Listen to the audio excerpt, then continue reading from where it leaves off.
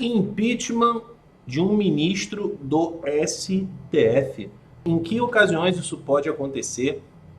Como funciona o processo? Quem irá julgar? É o próprio STF? Fica aqui comigo nesse vídeo que eu vou falar um pouco sobre isso hoje.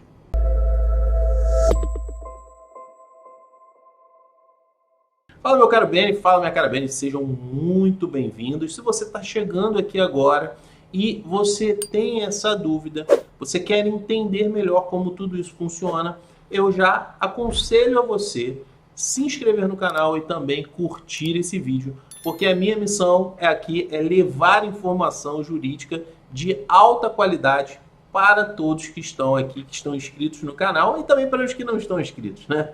Mas vamos lá. Vou tentar ser bem sucinto nesse vídeo aqui hoje, mas eu vou pedir que você preste bastante atenção nas questões que eu vou passar aqui hoje, porque o direito constitucional não é um direito tão simples assim de ser entendido como outros códigos que tem. É muito mais fácil você externar ali a explicação do que o direito constitucional. Mas eu quero aqui falar hoje a respeito do impeachment. Como que o impeachment ele pode, quando que ele pode ser requerido? Obviamente que eu fiz algumas anotações, mas eu já quero falar com você da lei. Eu vou falar sobre algumas leis hoje, tá? Mas hoje especificamente eu quero falar da lei 1079 de 1950, tá? Ela define aí os crimes de responsabilidade e também regula o respectivo processo desses crimes, que nada mais é do que muita gente chama essa lei de lei do impeachment. Inclusive, eu tenho essa lei aqui em áudio, eu vou deixar o link dessa lei aqui na descrição. Se você quiser ouvi-la depois, fique à vontade. Depois você vai lá e dá uma olhada. Mas eu quero ler para você, vou pedir para a Luísa colocar na tela também, o artigo 39 dessa lei, que é a lei que regula aí o impeachment, tá? Vamos lá. Artigo 39. São crimes de responsabilidade dos ministros do Supremo Tribunal Federal. Item 1. Altera por qualquer forma, exceto por via de recurso, a decisão ou voto já proferido em sessão do tribunal. Isso aqui lembra algo a vocês? Vamos lá. Proferir julgamento quando, por lei, seja suspeito na causa. 3. Exercer atividade político-partidária. Para você, algum dos ministros exerce atividade político-partidária hoje no STF? Deixa aqui nos comentários para eu saber.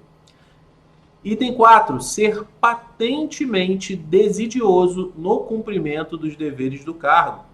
5. Proceder de modo incompatível com a honra, dignidade e decoro de suas funções. Aí a gente está falando da falta de decoro, tá?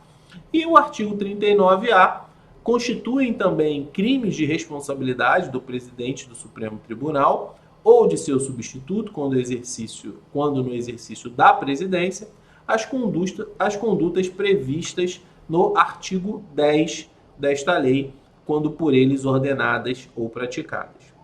O disposto nesse artigo, parágrafo único, aplica-se aos presidentes e respectivos substitutos quando no exercício da presidência dos tribunais superiores, dos tribunais de conta, dos tribunais regionais federais, do trabalho e eleitorais, dos tribunais de justiça e de alçada dos estados e do Distrito Federal. E hoje está difícil, né?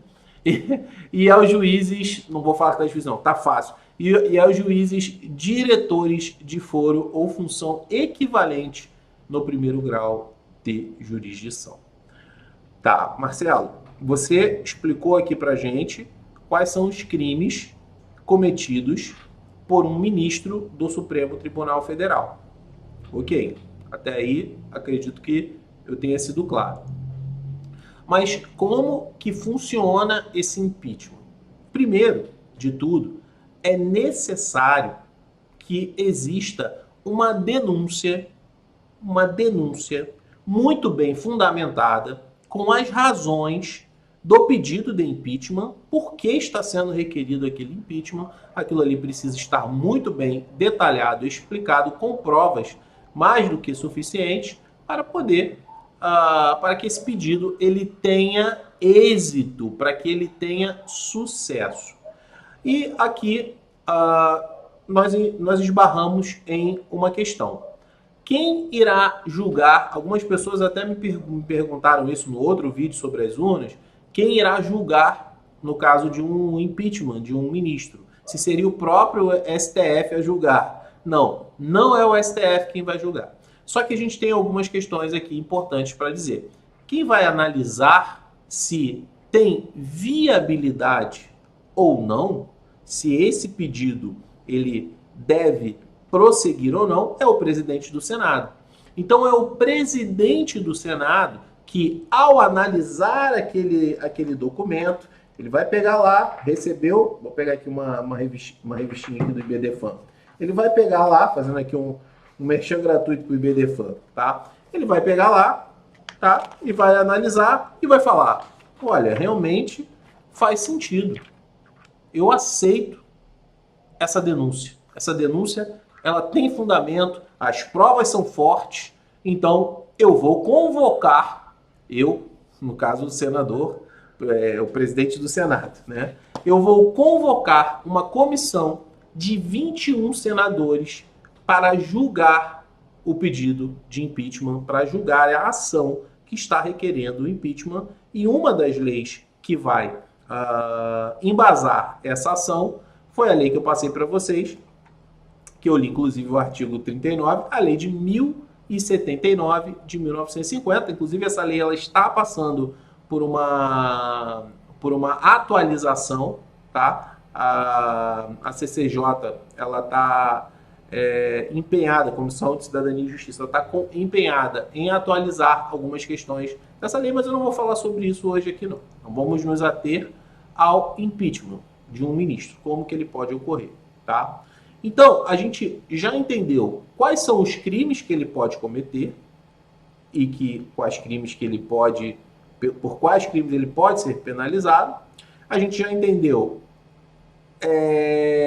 quem irá aceitar, né, quem vai julgar, né, e o que precisa para esse pedido ser aceito, tá? Bom, pelo menos 1/3 do Senado ele precisa estar de acordo com esse pleito, com esse pedido, tá? Então, 1/3 dos senadores eles precisam estar de acordo com isso. Sendo aceito, né, o que pode acontecer caso esse pedido seja aceito, seja apresentado um parecer desses senadores, o que pode acontecer inicialmente é a suspensão das atividades desse ministro, tá? E aí a gente tem que falar da famosa LOMAN, tá? Que é a Lei Orgânica da Magistratura Nacional. E aqui, eu não vou me aprofundar muito hoje sobre esse tema, mas eu vou deixar essa lei também aqui embaixo, na descrição, para que você possa depois você mesmo ler. A gente tem algumas questões aqui um pouco complicadas, tá? Por que complicadas? Porque o que pode acontecer em alguns casos é que esse ministro, né, ele pode ser, inclusive, afastado, obviamente, das suas funções, mas ele vai continuar a receber ali os seus proventos, ele vai continuar recebendo ali o seu salário, vamos dizer assim. Então, para concluir, é possível sim a abertura de impeachment contra um ministro do Supremo Tribunal Federal pela prática de crime de responsabilidade, aqueles que nós já falamos lá do artigo 39. Esse processo, caso seja aceito pelo presidente do Senado, ele vai ser julgado pelo próprio Senado e as hipóteses para que ocorra crime de responsabilidade, elas estão lá no artigo 39, tá? Insatisfação, uma coisa na democracia, existe insatisfação com uma decisão, existe insatisfação com outra, mas isso não está amparado ali pelo rol que está lá no artigo 39.